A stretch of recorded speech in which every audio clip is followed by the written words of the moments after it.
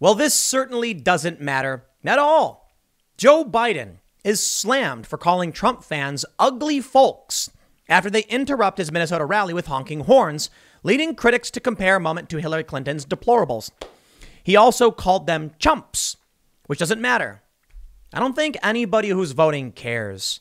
I think we're at a point where a lot of people are voting because they hate Trump or they like Trump. No one cares about Joe Biden.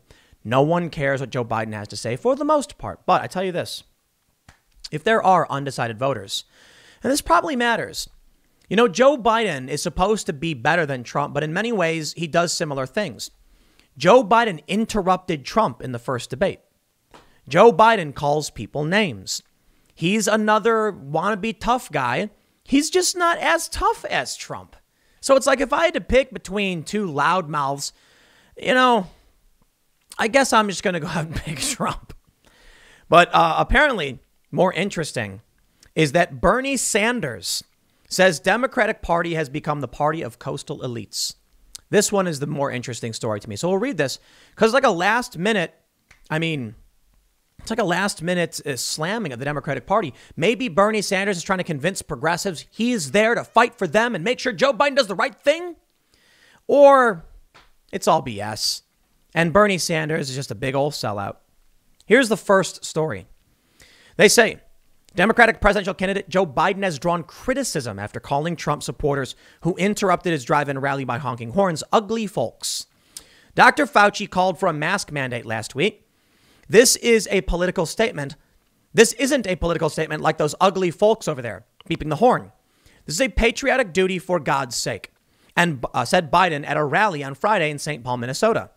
It came less than a minute after Biden had stated, "We need a president who will bring us together, not pull us apart." Isn't it funny how Joe Biden is a hypocrite?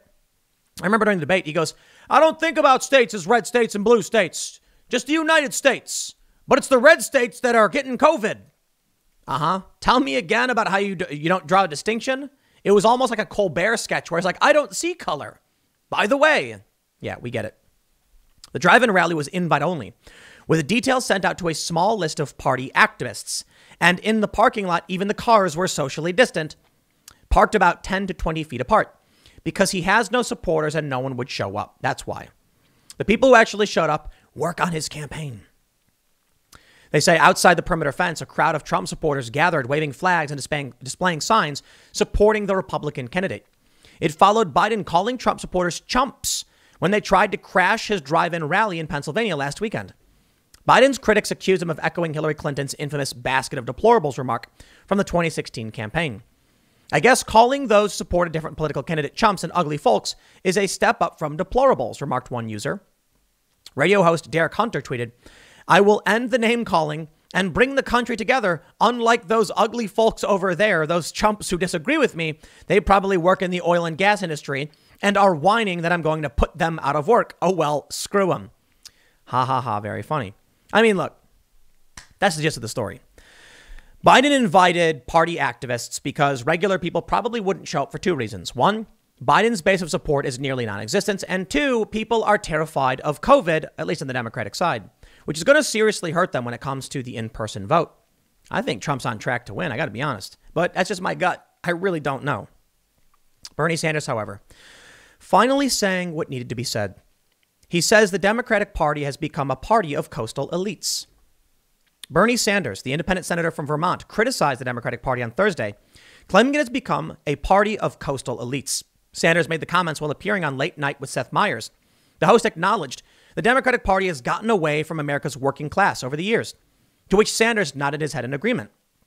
If Democratic nominee Joe Biden wins November 3rd, Meyers then asked, what should Biden do to bring the Democratic Party back to serving the working people in this country? Bernie said, I think it's fair to say that in many ways, the Democratic Party has become a party of the coastal elites, folks who have a lot of money, upper middle class people who are good people, who believe in social justice in many respects. But I think for many, many years, the Democratic Party has not paid the kind of attention to working class needs that they should have.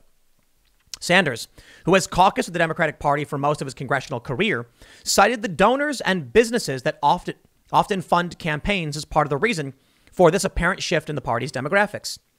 The senator stressed that Democrats in Congress need to start bursting out of the blocks in an effort to protect working people.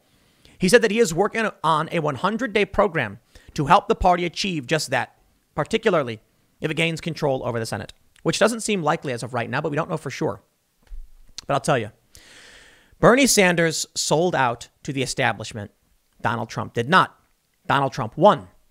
Maybe Bernie Sanders sold out because he lost and he felt the only way to get in and make these changes was to just give the Democrats whatever they want, say whatever they want. Well, Bernie, you want to come to me and tell me the Democrats are the party of the elites? Look who's talking. Joe Biden, funded by Wall Street. You said to support him. Joe Biden, funded by more people in upper class zip codes than Donald Trump, and you want me to support him. I'll tell you why it's the party of the elites. Because of people like you. You sold a best-selling book. Congratulations, by the way. I got no beef. Well, now you're a millionaire. That's wonderful. Congratulations. Now tell me about the millionaires who are subverting our democracy, like the ones funding Donald Trump. The ones funding Joe Biden, because he's a candidate to Wall Street. What's that? You don't care about the millionaires anymore? You stopped saying millionaires and billionaires when you became a millionaire? Yeah. The Democratic Party is the party of the elites. It's a big club and they let Bernie Sanders in and he didn't care about you no more. Look, I think Bernie Sanders found his golden ticket. I think for the first time in his life, he's wealthy and he's enjoying himself. And hey, man, more power to you. The only problem is you became wealthy as a civil servant who made money off a book. You made $1 million, a little bit more. You bought an extra summer home. And now all of a sudden you stop criticizing millionaires. You know, Bernie, there's a big difference between you and somebody who's got $999 million, right? That person's not a billionaire. They're still a millionaire. Yeah, guess what? Call them out. I don't like rich people manipulating our elections. I don't like the fact that our nation has become essentially a plutocracy or a plutonomy, essentially. And there are many institutions that have said just this. If you want to make a difference in this country, it's all about having money and access. That's how it's been working. There was a study that found public opinion does nothing to sway how our politicians vote. It's only the donor class, the wealthy elites. And Bernie Sanders knows it. And the Democrats have abandoned the working class. Strangely, Donald Trump is there. But for the people who would show up and challenge Wall Street Joe, they're called ugly folks. They're called chumps. Now, I'm not a fan of the heckler's veto. I don't think they should show up to a Biden rally honking their horns. But these are the regular people of this country. The Democrats are the progressive, wealthy elites from universities, from the cities, and from Wall Street. And that's what we're up against right now. I think it's funny to all the people from Occupy Wall Street who are like, Tim's changed, man, because I criticize Antifa. I'm like, dude, I was criticizing the same people way back then. I think it's funny that I am still opposed to the massive multinational corporations and the millionaires and the billionaires subverting our political structure with their cash. And it's the left totally on board with it. What happened to people, man? I tell you, I don't know. They say the senator stressed that Democrats in Congress need to start bursting out of the blocks. Those protections, Sanders said, include passing a very substantive coronavirus relief bill, similar to the one Congress passed in March. Blame Nancy Pelosi, whose net worth is what, $200+ million? The package should extend the weekly $600 payments that supplemented state unemployment benefits, as well as the one-time $1,200 payment to working families and individuals. The legislation should provide health care to anyone who might have lost it and financial aid to cities and towns so they don't have to lay off workers.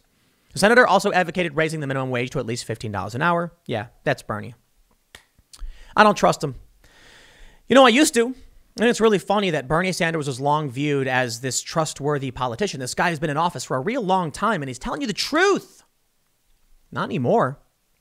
Now he's just another one of the establishment elites. He endorsed Hillary Clinton at the first moment he got. He endorses Joe Biden, the candidate of Wall Street. How much money were they making from Goldman Sachs speeches? I think it's funny. These people are the ivory tower elites, the wealthy, the noble class, whatever you want to call them. Bernie Sanders was supposed to be a populist. Nope. For Bernie Sanders, it's not about the will of the people.